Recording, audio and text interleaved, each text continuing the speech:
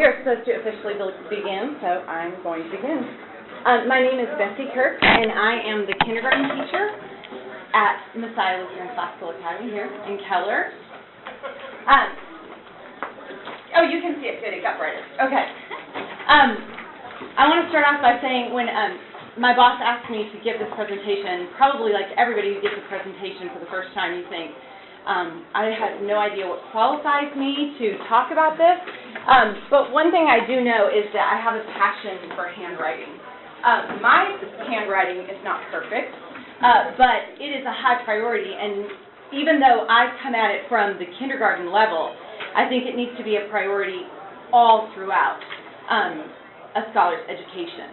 And I also come at it kind of from a different angle. I have a wonderful husband at home. I always tell people I live with 4 boys, 1 I married, and 3 I gave birth to. And my oldest has high-functioning autism. It's called pervasive developmental delay, not otherwise specified. And so he learns in a very non-traditional way. And that has always, as a mother first and an educator second, that has always colored the way that I look at the way I teach, the way that children learn. And what I learned very quickly from my son Caleb, who is now 19, is that he does not absorb material in a traditional way. And therefore, I have to find a way to bend it and shape it and mold it and get it into his brain. And he does learn it. He is very intelligent. It's just that he's going to absorb it in a different way. So perhaps that kind of gives me a unique perspective, and maybe it's a little outside the box, but the wonderful thing that I've found is that classical education is the perfect vehicle for children who do not learn in traditional ways. And of course, it's excellent for children who learn in traditional ways.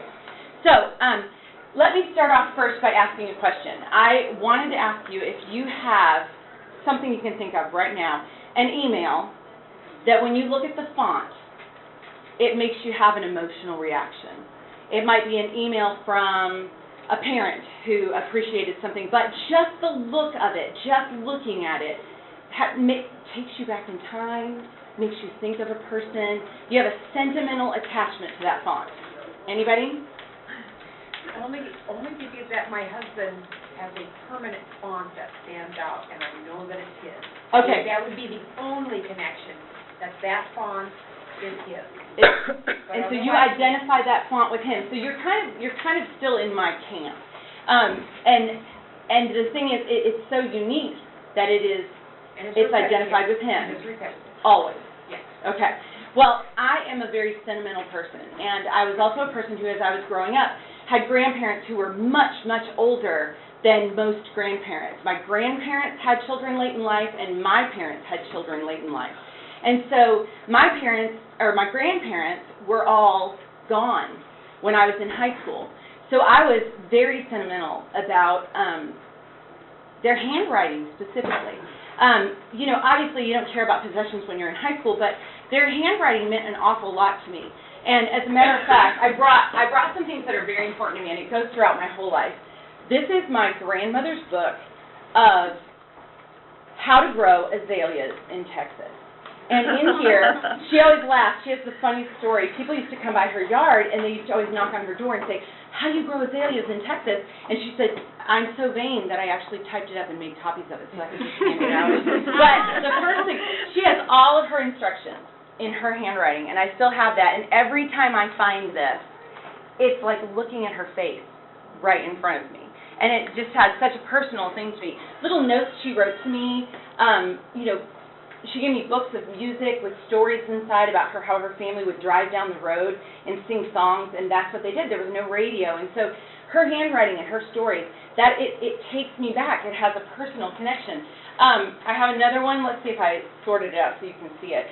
My nephew is in boot camp, in Marine boot camp, and so he sent me a handwritten letter. It was the first time I ever saw his handwriting. Brought me to tears. And then this little note right here was a birthday note from my son. It was in 4 little pieces, and if you look closely, you can see my tear stains on each one, because it just brought me to tears. So handwriting is a big deal to me, not because mine is so beautiful, but because I know how important it is. And instinctively, I've always approached it as being this very enigmatic thing that must be done, you know, just like people tell you that a child needs to crawl before they walk.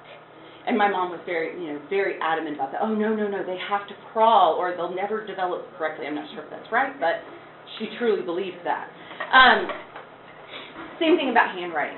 I just knew instinctively, as a parent and an educator, handwriting is important. And so it is a big, big thing in my classroom. I'm a stickler for it. I try to make it fun and exciting and exhilarating. I try to come at it from all different angles, and I try to make it almost something that is like a rite of passage. I mean, if you can write, you've got the key to the universe. I mean, that's it. So that was the perspective I came at it. So when I looked at this task of talking about handwriting and phonics in a computer age, the first thing I did is I went back and I found all of my other grandmother's certificates. She was a teacher. She was a grammar school teacher. As a matter of fact, she had her first job when she was 17. And it was in the state of New York. And I opened this up when I started this, and it made me laugh because I found this certificate. Her name was Nora Leona Swick. And if you look at it, it is a certificate that she has completed a prescribed course in the Palmer method of muscular movement business writing. So I was like, oh my goodness, that was phenomenal. So I thought, well, what is the Palmer method? So I did some research, and it made me chuckle, because the Palmer method was a school. It was very, very popular. It was a book originally, and they sold 1 million copies. My grandmother got her certificate in 1922. It started, I think, in 1918. It was developed and promoted by Austin Palmer in the late 19th and early 20th centuries, and it was created as a simplified style of the Spencerian method. Now, the Spencerian method was very much like calligraphy. It was slow, it was painstaking, it was very, very difficult to do. Austin Palmer wanted to streamline that, so he created this systematic method of handwriting. And as a matter of fact, it was so systematic that he made people practice to a metronome, so that when they wrote, there was a rhythm to it. And I love that idea. I'm like, I don't know how I can incorporate that, but I'm thinking about that. It was the most popular handwriting system in the United States, and they adopted a uniform system of cursive writing, cursive only, with rhythmic motions. He was also very big about proximal movement, so he believed that you should write, which is correct, occupational therapists will tell you this, that you should write from the shoulder down. The main control of the pencil should not be the fingers. It should be from the shoulder down. As a matter of fact, he was so serious about it that he said gentlemen might consider cutting off the right sleeve of their shirt so that they could have more freedom of movement. I thought that was hilarious. I mean, in an age where we kind of go, where the world is going at it the opposite way, specifically the United States. It was developed in 1888. And it actually did not get out of practice until the 1980s. They stopped publishing the book in the 1980s. The method was developed, I already said that part, 1 million copies were sold, it won huge awards. They emphasized its plainness and speed, and that it was much faster than the Spencerian method, and it was also developed so that people could write as fast as a typewriter. I thought that was amazing. Educators loved the method because it emphasized regimentation, and it would be useful in schools to increase discipline and character, and could even reform delinquents. I love that one, that part. The students were taught, and I said uniform method, rhythmic motions, and it was very, very popular. And I've even spoken to other people at the conference who said, yes, my grandmother learned, and her handwriting looks exactly like that. I have a sample of my grandmother's handwriting. She filled out a grandparent's book. So this is a copy of it. My sister has the original. But if you look at it, and you can flip it around, she was probably just scribbling, but her answers look exactly like the Spencer method, or not the Spencer, the Palmer method. So once it was ingrained in them, they never let it go. And this was probably written when she was 80. I love this picture too. I found this in my, oh, hang on, I'm skimming. When the Palmer method went out of fashion, Zaner Blozier, you've probably all heard of that, that came into popularity because they decided instead of just doing cursive, they would also do print. And so they have the Zaner Blozier method. It's the same exact thing. This is an actual college of penmanship. And if you notice, it was in Columbus, Ohio, which is in the United States, where now we have a lot of people who are saying that cursive is dead and handwriting should go out of style. It's been around for 6,000 years. Thank you very much. We don't need it anymore. So we live in an age where we are taking the pencils and pens out of hands and we are replacing it with keyboards and swiping and touch screens and smartphones. It just enrages me. I shouldn't say that. I listened to the sermon this morning. It doesn't enrage me. It agitates me. Because I feel so blessed to have so much handwritten history passed down to me, especially because my grandparents aren't around anymore. And that was my way of getting to know them and getting to know my heritage. So I had to go back and I had to look. And the current world view, hang on, back up. The current world view, cursive is dying. 20 years ago, a Mont Blanc $300 pen was the most popular graduation gift. And I bet none of us would consider a pen as a graduation gift, even as classical educators. We might not consider, did somebody get a pen as a graduation gift? Yay! That makes me happy. Cursive is dying. Handwriting is passé. It's just a romantic notion that we keep holding on to this. And this is a common opinion in the education world, specifically in the United States. It's become less of a priority, and so much so that the Common Core Standards, which has been adopted in 45 states, probably more now, doesn't even have handwriting as an element past first grade. And in kindergarten and first grade, it is only legible manuscript that is the goal. So it just is not important. One of the interesting things I think, and I'm going to let me see if it's kind of all on here in different ways. Some of you may have heard of handwriting without tears. Very popular. The state of Texas uses it as a standard now. The interesting thing, it's a great program, and don't get me wrong, I love handwriting without tears. I hate the name. I do. That is awful. It implies that handwriting is a laborious, horrible process. Handwriting without tears was also developed for occupational therapists. We are now teaching our children with a method that was developed for children who truly have very poor fine motor skills. So we are dumbing down handwriting. It's shocking to me. I love the program because my son had very, very poor fine motor skills. And it was the only way that he could begin to control what he was working on and keep it in a space that was reasonable. So I understood that because he was struggling and he was having a very, very difficult time. He still does, and he's 19 years old. But that's our standard now. That's it. That's the bar. It just shocks me. But I do need to go back and say it is a wonderful method. Still hate the name. Common Core doesn't even have it. Teaching cursive isn't expressly forbidden, it says, but there isn't any time left to properly teach handwriting in public schools. Common Core says expressly. They do not say. They say there's another word. It's not forbidden, but it's almost like they say there is a word that's very similar, and I wish I could remember the word. I was just thinking of that. I was shocked by the current opinion that I ran across as I did research. One author suggested that she might, and I'm going to read this with attitude, and I'll try not to put attitude in my voice, but it's going to be there.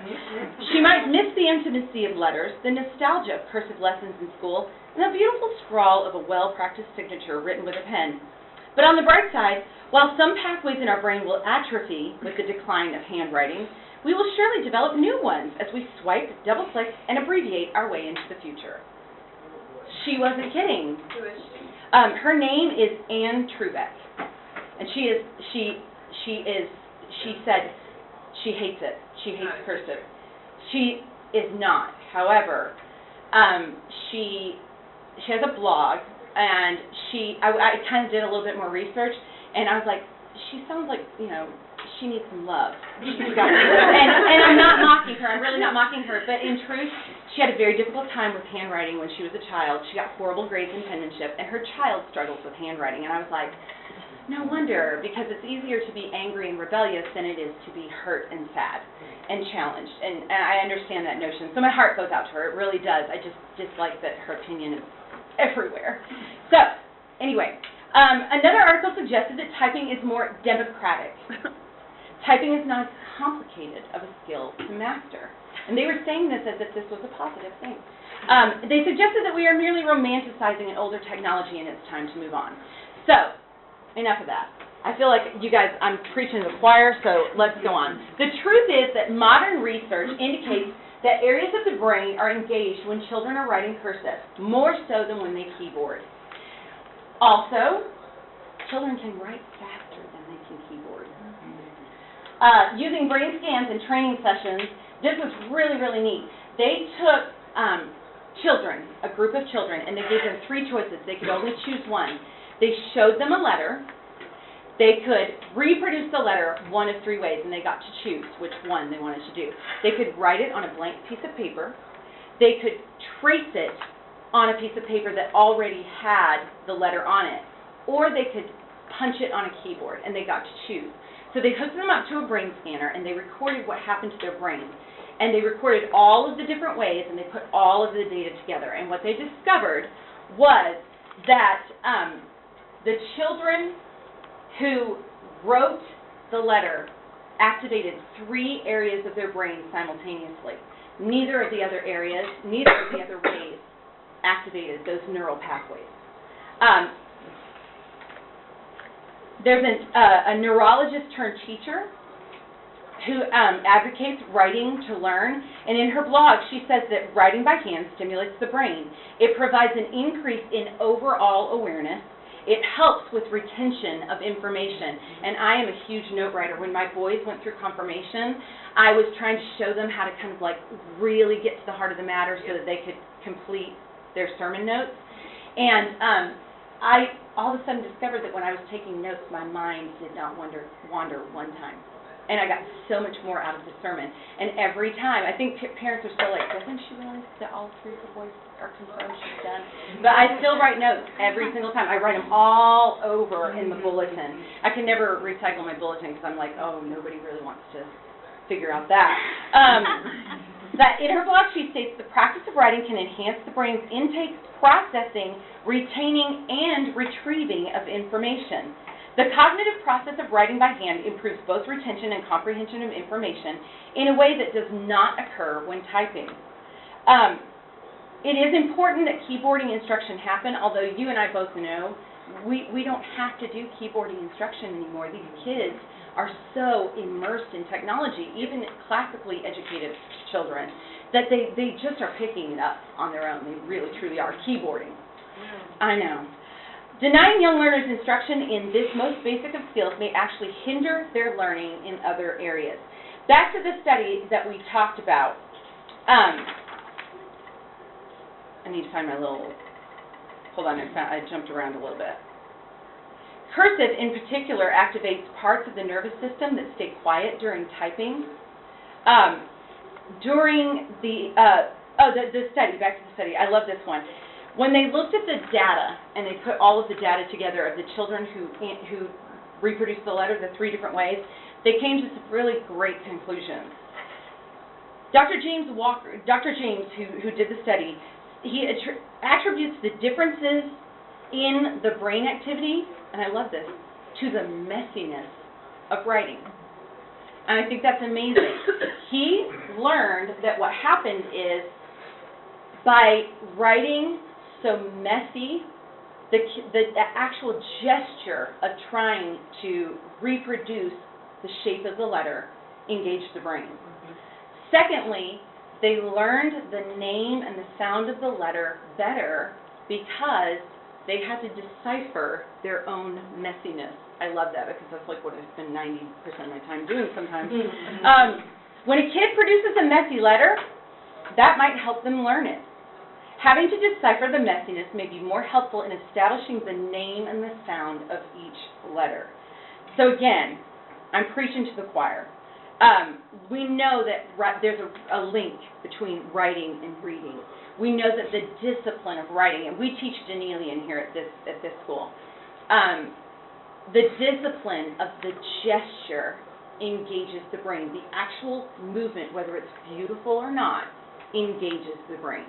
And there's just a matter of pride that children take in good handwriting.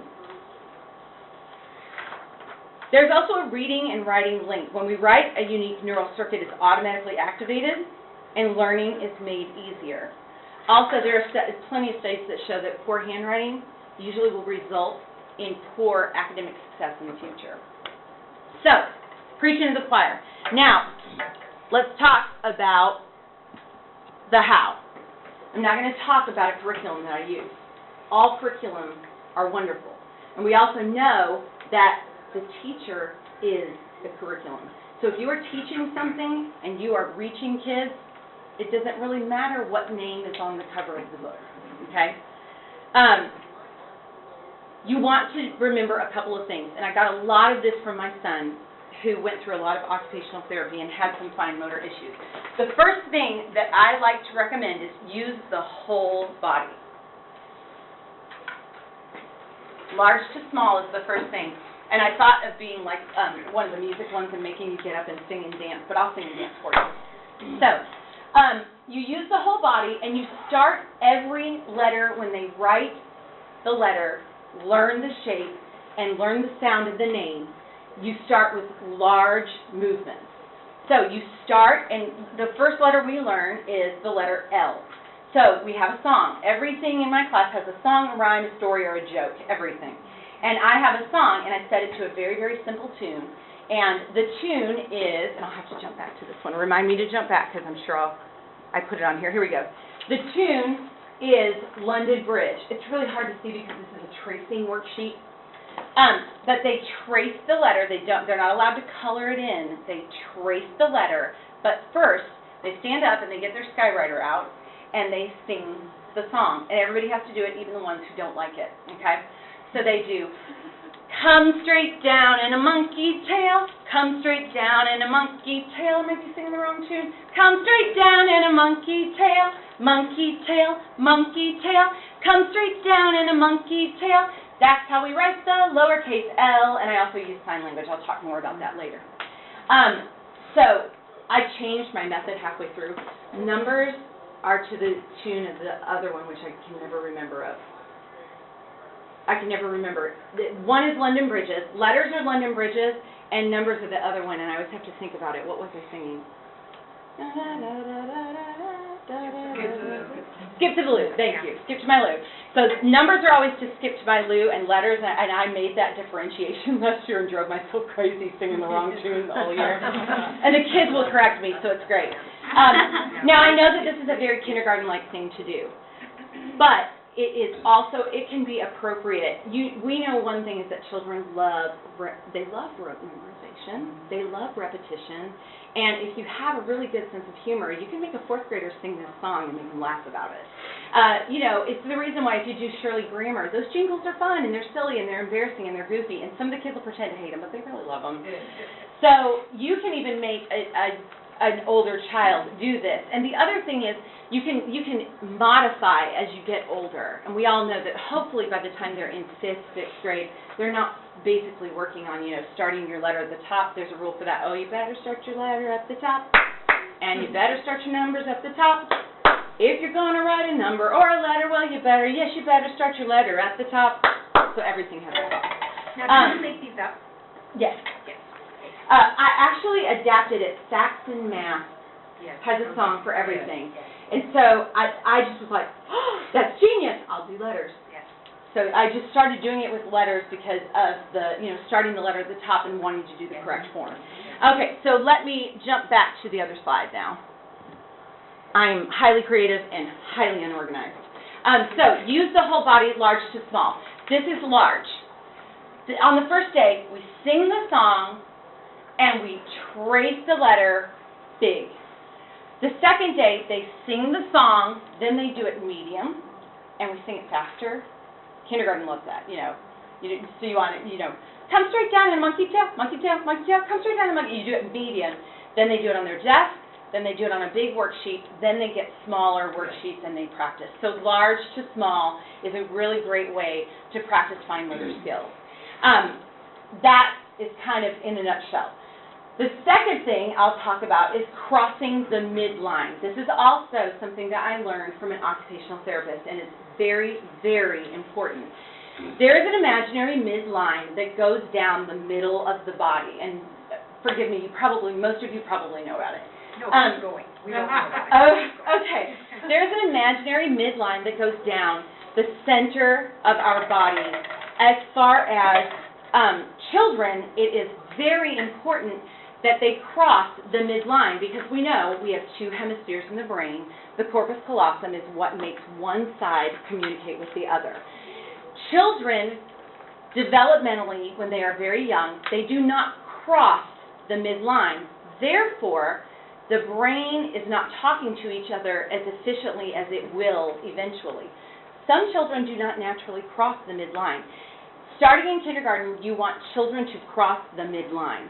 As they get older, if you notice that they have problems with handwriting, if you notice that they have problems with reading, if you're starting to worry about dysgraphia or dyslexia, you want to make sure that you do even just stretches and warm-up exercises that force them to cross the midline.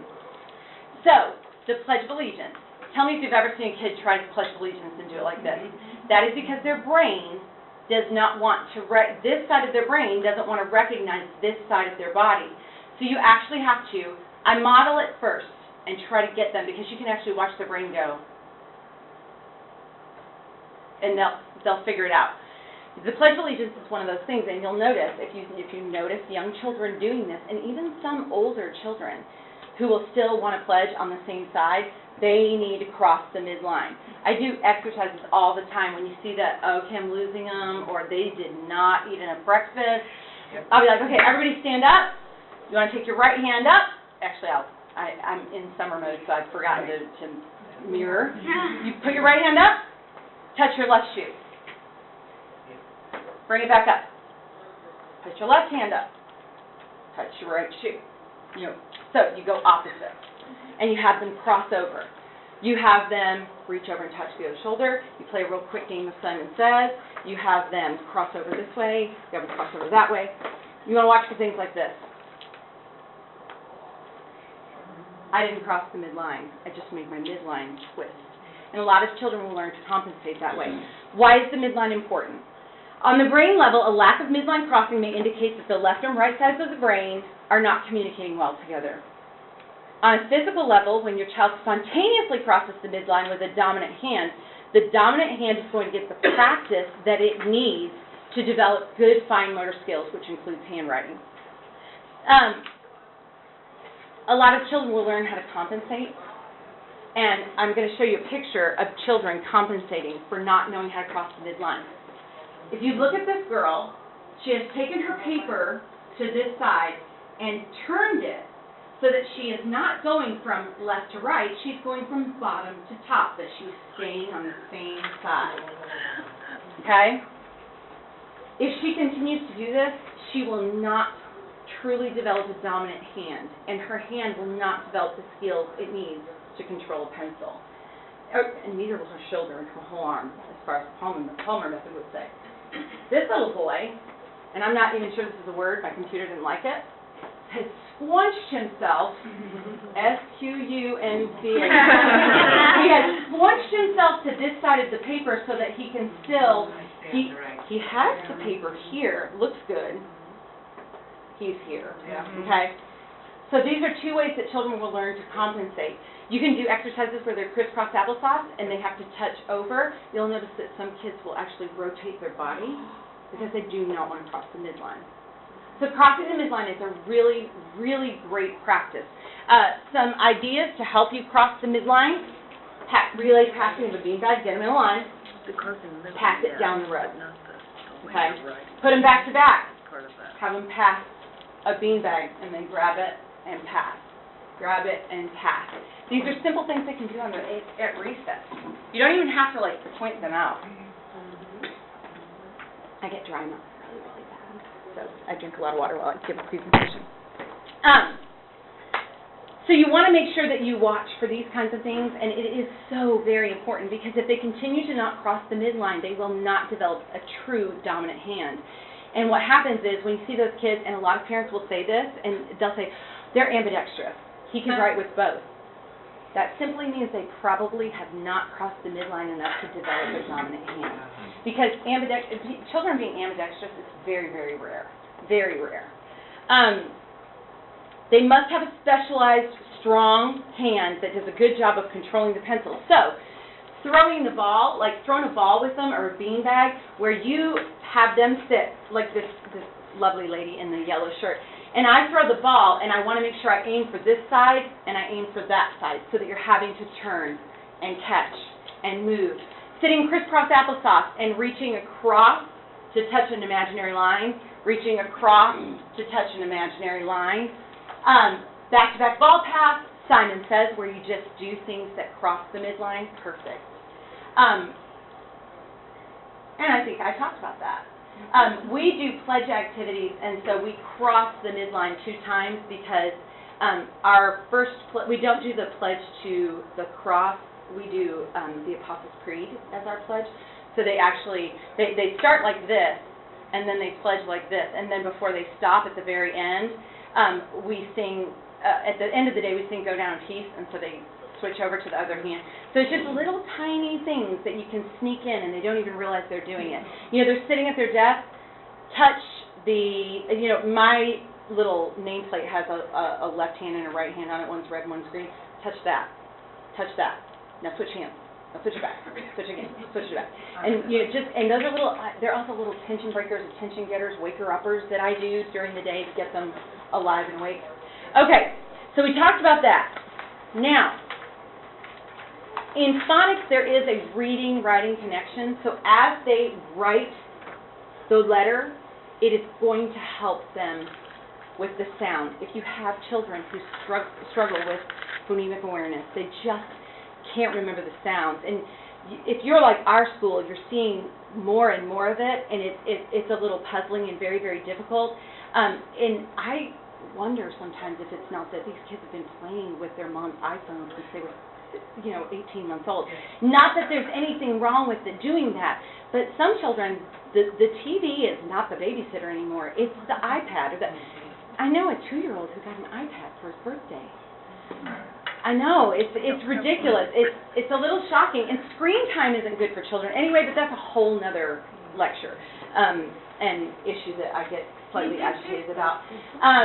So anyway, there is a connection. If you are having a learner who is, and if you're in 3rd grade, and we all know that those reading skills should really be solidified by 3rd grade, if they are having a hard time with reading and phonemic awareness, and it does happen, go back to handwriting.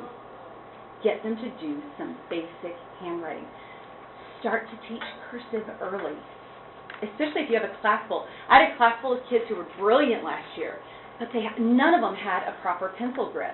And so we'll talk about that later on, but none of them had a good pencil grip, and so we just kind of went back to basics. We were like, okay, you know what? We're not going to start with the letter L this week. We're going to start with loop-de-loops, and we're just going to hold our pencil the right way. But you want to go back to letters. Modify your worksheets. There are fonts on your computer that you can make into worksheets, and I have them. If you don't have them, at the end you can get my email. I will send you those fonts. I have both Zenelian and then I also have Block, depending on what you teach at your school. Who teaches Zenelian or Modern Manuscript? With the loopy end? Okay, and a lot of people do Block. Both are great, so that isn't a problem.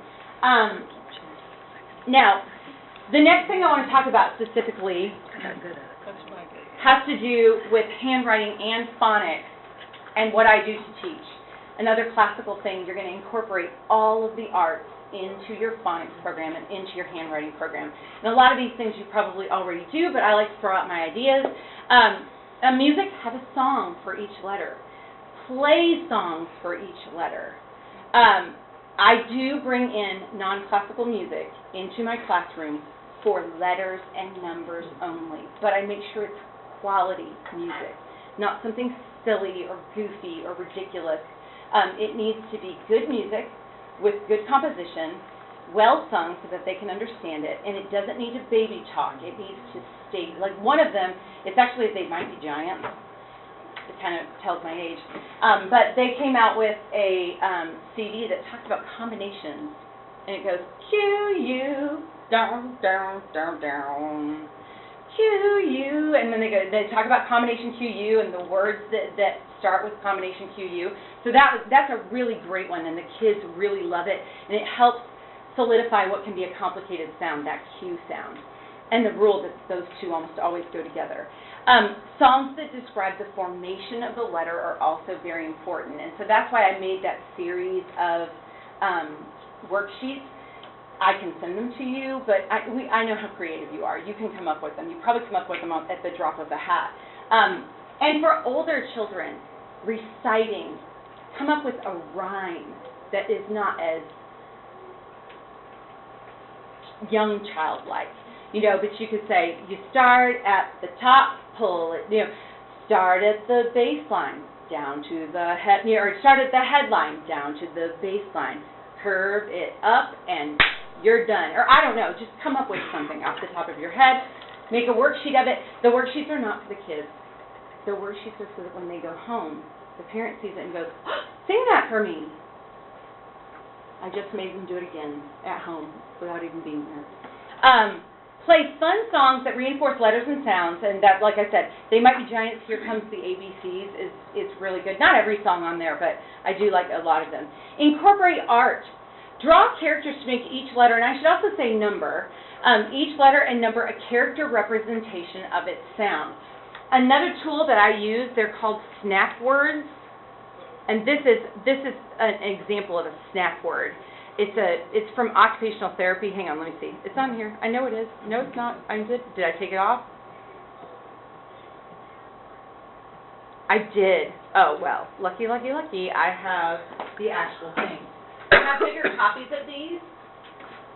For children who have a problem with phonemic awareness, snap words are wonderful. Again, it's an occupational therapy tool, but you can use it. All of the kids will benefit, and those children who have an extra challenge will really, really, really grab onto this. And if you want to look at it, it's a picture of a capital L and a lowercase l. And even though I teach Danielian, this is more of a block. A typewriter L, they're going to tell you it looks like a 1. But this is wonderful for older kids, let them do it themselves. Like, honestly, give them homework to say, I want you to take a capital L and a lowercase l, and draw them into characters and make a story that has as many L words as you can think of. They'll love it. They'll have a great time with it. It says, Little Larry likes a long lavender shoe. So, and that's as goofy as you can get. And they do like it because it repeats the sound, it talks about the shape, and then it even uses words that will help them later on. Little Larry likes a long lavender shoe. They have alphabet cards. They also have cards for words that I use when I have children who struggle with phonics and blending, when they're slow blenders and they're not efficient readers. A lot of times I will introduce snap words. They're all high-frequency words. This is not whole word method. Now, the idea of how it was designed may have been whole word method, but I take the tool and I use it in a classical way. So what I do is I take cards like this, and you show them the front, and every word, every high-frequency word, and there's over 500 of them, every high-frequency word has a picture on one side. On the back side is just the word, plain and simple. So on the front side, you show it to them, and you go, look at this. Now, can anybody read that? Some of them will be able to. The picture. The picture. Yeah. I would say, look at this. Who can read this? Raise your hand if you can read this. And usually somebody can. You say, yes, this word is and. What does that picture look like behind it? And they'll say, looks like a puzzle. Yeah. So when we see this card, we're going to say, it is blue and green. And. So when they see these cards, they learn it is blue and green. And. They get to see it for 2 days, and I tell them, I'm going to let you see the picture for 2 days. And then the picture's going to go away, and you have to read it without the picture. So then, after 2 days, on Wednesday usually, I'll turn the picture over, and they only get to see the word. I would say 9.5 times out of 10, they know the word. So, because they blend so slowly, you're going to give them a little help by giving them some words that they recognize by sight. It is not whole words. We talk about it. We talk about how it's spelled, all those wonderful things. There's one that is now, and unfortunately I couldn't find that one on so that I could put it in the slide, but it has an O, and it's drawn like a little kid, and he's throwing a tantrum. And so when they learn that word, and now is a hard one, N-O-W, they don't learn ow until much later. So I say now, I go, what is this guy doing? And they go, oh, he's throwing a fit. And I was like, do we ever throw a fit? No, we don't throw a fit. But he is. So what he's saying is, now, I want it now. And we have to close the door to the classroom because they get so loud. So they'll see the card and they'll go, now, I want it now. And then I make them pull it back together and they say, now. So we say the word, we say the sentence, and we do the action, and then we nod the word so that they do it in a calm, cool, collective way. So I take a tool that is whole word method, but I turn it into a classical way. And I only do this for a short period of time. I don't want to rely too heavily on this, but this does give those children who cannot blend quickly, it gives them kind of a shortcut. So, and we do it, and the wonderful thing is, after they get one word every day, and at the end of the week, they know 5 new words by sight. So we go through those, and I try to stick to the same sight words that go with my phonics curriculum, and then also I try to stick with the basic sight words that they're going to need, high-frequency words. So that's how I use that tool. Again, using the whole body. Using art, I'll show you another example of, I had the most creative, wonderful, amazing class last year. They loved to sing, and they loved art. They just loved the process. Sometimes I had to pull back on things because I would run out of teaching time because they just enjoyed. We did this thing on frogs where they copied a sentence about, I am a frog, I have smooth skin, my eggs are in clumps, or something like that. I can't remember what it said. They copied that, they drew a picture of a frog. The next day we did a little art project where we cut out shapes and made frogs, and they put them in their habitat. And we had just started doing Latin. So they decided that frogs know Latin, but toads don't. So then they took these pictures and they started writing on them, I am a frog. Or no, it was sum a frog.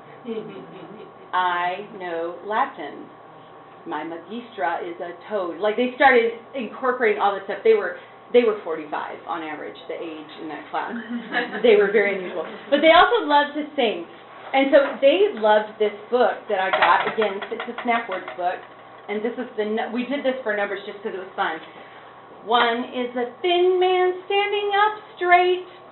2 is a fishing hook ready for bait. And it goes on and on and on. And it goes all the way through, up to 10. But then I noticed that, and I've noticed this before with other classes, they had hard times with the teen numbers. If they saw 13, they would write it as 31, or if I said 13, they might write 30, and that was always very difficult. And so I said, we really need to think of a way to remember these numbers. And because they were so artistically driven, they decided that they needed to make their own book and their own song. So I printed off numbers that were bold. And I just printed them off on a white sheet of paper, and then I had a small class. So I gave them out, 1 to each child, and I said, I want you to draw numbers, but how are we going to remember that they're the teens? And they said, well, the first number is always a 1, and teenagers are babysitters, so that'll be a babysitter number. So these were the babysitter numbers. That was their idea, not mine. So then I handed them out, and this is, for instance, this was one child. I don't think they put their name on it, but I helped them polish it a little bit. But to the tune of Baba Black Sheep, 11 is a teenager with a twin. If they have a race, which one will win? So that, and it goes on and on and on. I don't know where 12 is. But anyway, 13, 14, and we used art. They drew pictures of the numbers that would help them remember. And then again, when they would write the number, and I would say, write the number 30, and they would write 13, I would say, that a teenager number? And they were like, oh, it's a teenager number, and they knew that 1 came first because the 1 is always the babysitter of the other number. Crazy little way that it just all comes around. But if you're creative and you let them do art and you give them a song and you give them a rhyme, they remember. And their handwriting is clear and they write it the correct way. Other ideas, dance and movement. Everything has movement or dance. You saw the snap words with now and then blue. It is blue and green together. Giving things movement has always clued in. And one thing that I always struggled with was digraph CK, or no, not digraph CK. The initial sound K, when they have to learn whether it's a C or a K. And, you know, bless all these people who try to write out all these rules, and they're much more educated than I am probably about writing curriculum. But the C and K rule just never fit. If you said, well, C goes with this vowel, and this vowel, and this vowel, and K goes with this vowel, and this vowel, and this vowel. And even though, for the most part, they're going to memorize it pretty quickly, I was just really struggling with the first couple of years that I taught. Just don't get that one. They just don't get that one. So I came up with a little story, and then a dance was the answer. So when you have a K sound at the beginning of a word like cat, the K sound is the line leader. They're at the very beginning of the word.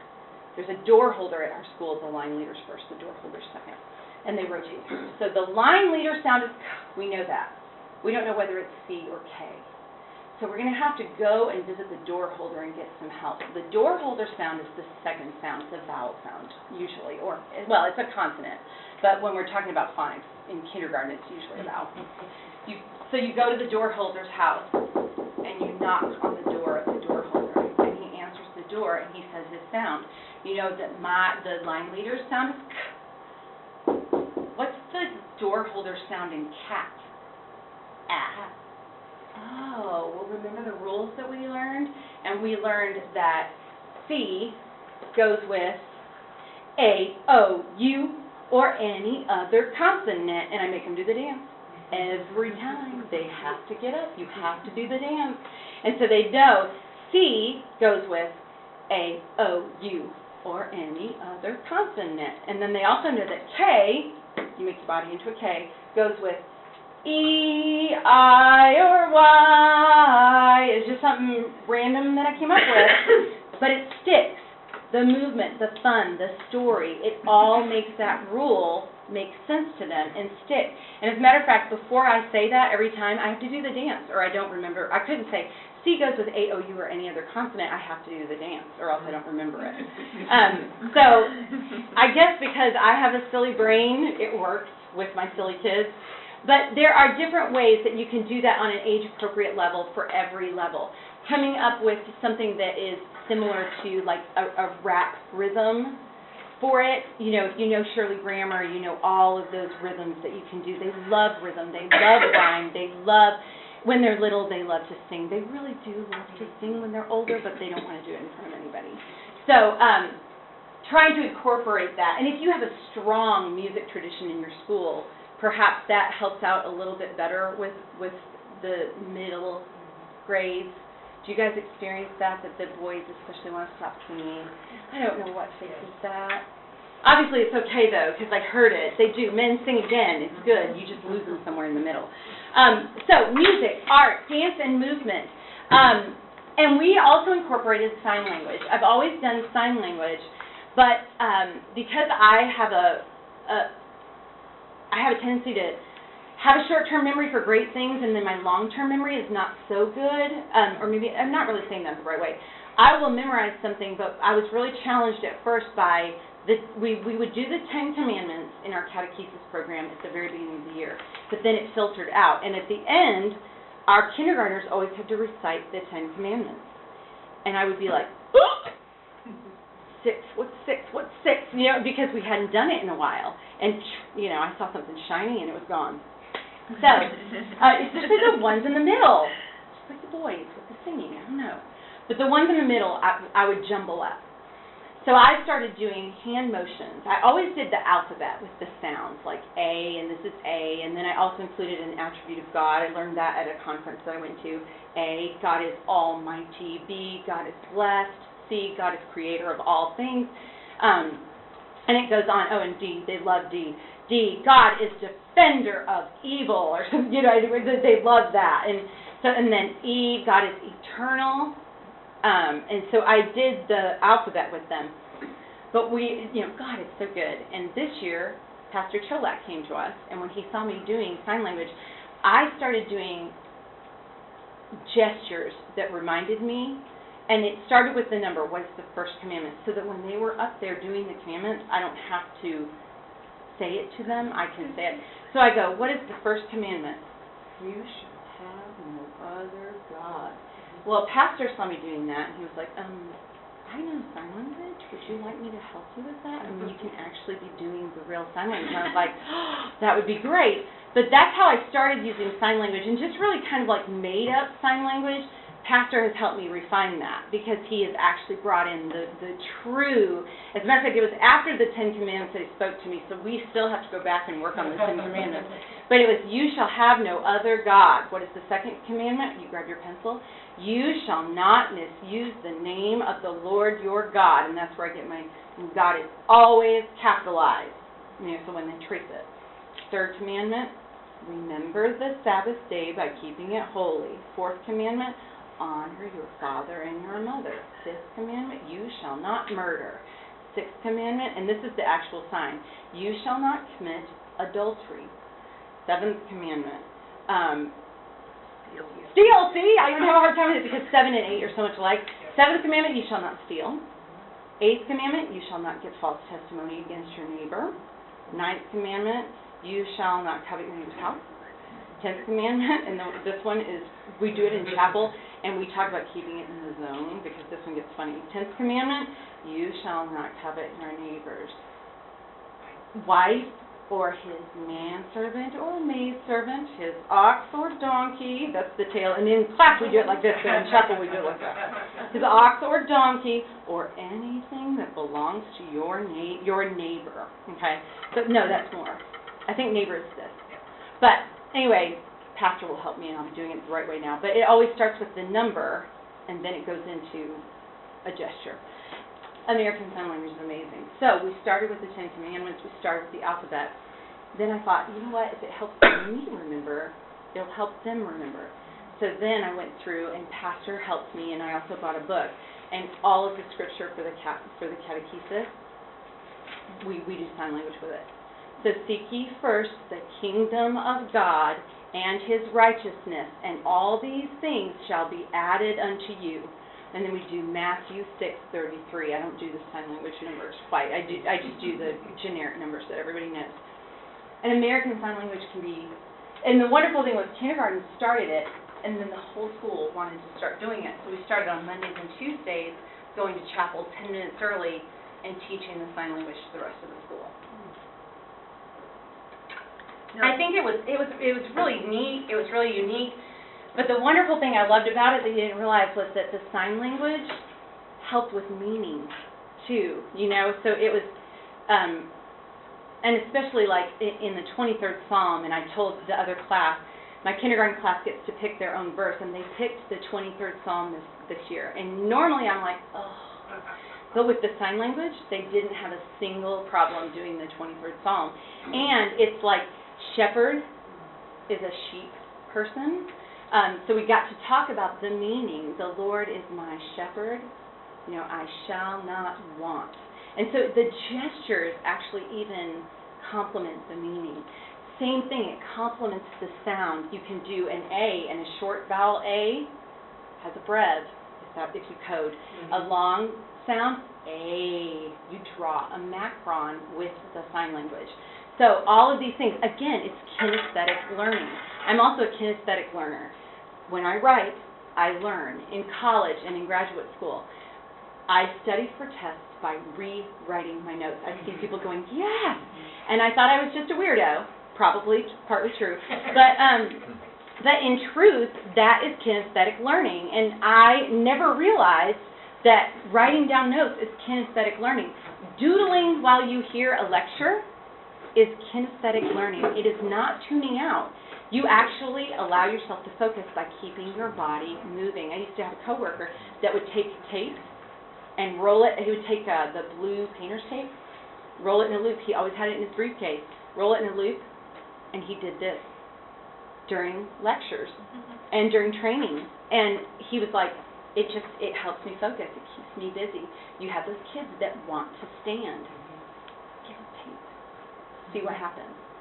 Put a rubber band on their desk, and as long as they don't abuse the privilege of it, you know as well as I do, that you have, like, you're going to be, okay, that's not working. You're going to have to get your kinesthetic sense somewhere else, not from that rubber band. I've been known to give kindergartners, like, little chewy toys when they're just really oral and can't, especially if they're younger and they can't get out of it, as long as they don't abuse it. So they have to have very specific rules. So, just a couple more things, and then we'll be done. Am I supposed to be done now? No, 5 minutes. I got 5 minutes. I can talk fast. Repetition is the key. I always say practice makes permanent.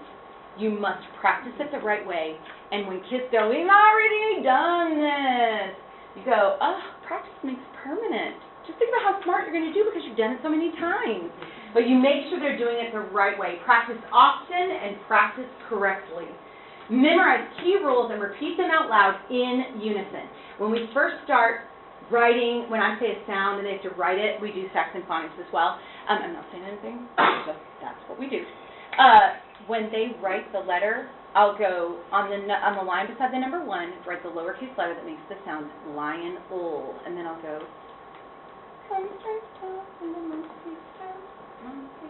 while they're writing. I'll sing it, and you'll hear they'll start singing it with you, or they might just hum it. But again, you're making those connections. And I feel like I'm saying repetition. Hello, we're all classical teachers, so we know that repetition is awesome, and we know that kids love it. Already looked at that. Some other things that you will want to consider are modifications and special tools that you may want to use when children struggle. A good pencil grip is the key. I have this. I will also be happy to send you my PowerPoint, all my notes, and any worksheets or information that I've gathered. But there's so many tools available out there. I by no means think that I'm the only resource for you at all. But this is an excellent picture because it has 2 perspectives, and it talks about the tripod pencil grip. So send these things home. Another thing to remember, posture. Feet should be flat on the floor. If their feet don't touch the floor, if they're tiny, lower their desk and get a shorter chair, or get something for them to put their feet on. It's very, very important. I had an occupational therapist tell me that is so important. Remember that writing should not be solely by the fingers, but it should be the whole arm moving. That's why you want to do that large to small, because then they move the whole arm as they write. Okay, that's going to help ensure that. Talk about the push and pull of writing. That's going to help them a lot. Like I talk about the fact that C rolls backwards and then comes around. And you have to push the pencil back, pull the pencil down, and push the pencil forward when you write a C. And it's very important because some kids need to understand, oh, that's how it feels when I make the sound. Especially even with older kids, and just real quietly, if you can go, just remember that letter is backwards. You can just independently take them aside. Special tools. This is some paper that I modified. You've probably all seen this paper. But my big deal was the middle line, and then getting those lowercase letters, especially the bubble letters, to start or come up to or meet the middle line. So I made a fence. And then I just created paper of my own that had the fence line. So you talk about the cloud line is the headline. The ground line is the baseline. The fence line is the midline. And I'll talk about a ball that comes over the fence, bounces down to the yard, goes all the way to the top of the fence but not over, and then it comes right back down. So all of these visual images, all these pictures, all these stories will help set these things in concrete. And they're not typical of what the outside world would think of as classical, but they are classical. I mean, actually adding that in. Some other tools and helpers, Snap words are awesome if used in a classical way, and that's the book that they have. I will also send that to you if you want to see it. Specialty paper might be necessary. Sometimes when you have children who just have really, really sloppy writing, it's possibly an eye-hand connection that is missing. So these are wonderful papers. They come in all sizes, from kindergarten size all the way to college size. They even have a notebook that is college rules. And again, the bottom half is yellow, the top half is white, and then you have the traditional lines, but that actually helps them. Colors are very important to children who are dyslexic or borderline dyslexic. When they're reading, put a colored overlay. Blue is very good. Green is very good. Try different shades of those things. All of these things can be bought at teacher stores. And it's just something where you can take it and you just walk by and you just lay it on their book. Sometimes it helps, sometimes it doesn't, but it's a good thing that you can start with. Sometimes children need blue, especially dyslexics. Blue is very, very good. Yellow might help if you just have a sloppy writer or someone who needs to kind of pay more attention to the bottom half. Some other things, just really quickly. Here's the overlays. There's a reading helper. Short pencils are very, very good, and that's great with older kids. Golf pencils, make them write with the. It helps. What if they get down to here? My kids try to write. Even better. It strengthens their arm, and it helps them with control. That big end of the pencil up here just confuses them and makes their writing sloppy. So, markers. Or, if they're older, Sharpie pens. I write with a fine tip Sharpie because it has more drag and resistance. It slows me down, and it makes my handwriting neat. And also, I can't slide around, or else it makes marks on the paper. So, trying markers, trying Sharpie pens that are fine tip. Special grips are great. They drive me nuts. So I have cotton balls in my classroom, and when I work with my kiddos, and let's see, where did I put them? Oh, I'm going to pass this around too. Please make sure you at least touch it before you go. This is tactile paper. It has raised bumps, so their pencil actually hits a speed bump if they try to get out of the lines. There's tons of different kinds of that, and it's not expensive. I have cotton balls and tissues in the front of my room that they can use anytime they want, and that is for putting in their hands. So the cotton balls are up at the front at my room all year long. Take their dominant hand, they put a cotton ball in it, pinky and ring finger hold the cotton ball, they pinch the pencil. These are great markers too. You put the pencil on their desk, they pinch the end, the tip, and they flip it back. They're in perfect writing position. And if you train them for a week, they'll do it that way forever. Some kids pick up a cotton ball halfway through the year when I notice that their handwriting, that they slip back into bad habits. Cotton balls, Kleenex are great. And the other thing about it, unlike plastic hand grip, when their hand sweats, it absorbs the sweat. And who has a hand grip at home? Who has Kleenexes and cotton balls? Boom, there you go. Hand grips are awesome. I don't like them. Maybe I'm not smart enough. So anyway, there's all of these are wonderful tools that you can use that don't take a minute of your time and they don't distract from any other child. Yes. For the kids that have that push really, really hard and just push and push and push and push, a mechanical pencil is really good. Because it breaks. Yeah. And then the fine, I kind of thought the fine tip Sharpie might help because it makes it dark so they can see it. And also, if they press too hard, it bends the end. Because the only problem with that too is my friend's a speech path, and I have a special ed background. You can't erase that. No. I don't like to see mistakes, so that mechanical pencil is actually a good thing to have, and it has those edges that are. Right, and maybe you could, if they need a pencil because of the erasing thing, maybe you could find some, like make them write on construction paper because it has more. It does the same thing. It creates drag. And so that immediate feedback that it broke. Right, I love that because I can't use mechanical pencils. I break them every single time. Well, that's actually out of Cheryl's book. Great. I read that and I asked my friend. And she said, Awesome. Once again, to finish it all up, I'm over time. Observation is the key. You must watch what they do and watch them beginning, middle, and end of the year because bad habits will slip back in. They'll start those O's at the bottom, all that wonderful stuff. But this is just what I've learned and experimented with and what has worked for me. So here is my email. There's a couple of things I was like, ooh, I might need more stuff. My email is at the very bottom, betsy.kirk@mlcatexas.org. Feel free to email me anytime. You know, the funny thing is that everything, all that research that I read to you is just what we know. The criticism of classical education just means that they don't know children. We are building a foundation. I loved what was said in the opening day. We're building a foundation, and I always tell parents that about kindergarten and grammar school across the board, is the foundation. You want the foundation of your house to be strong. You want it to be thick. You want it to be solid. It doesn't need to have glitter, glow in the dark, have see-through windows, or, you know, be made of the latest and greatest substance. It just needs to be strong. That's all that really matters. So sometimes when they say they're bored, I'm like, good. That means their foundation is solid. Yeah. So, anyway, thank you very much. I appreciate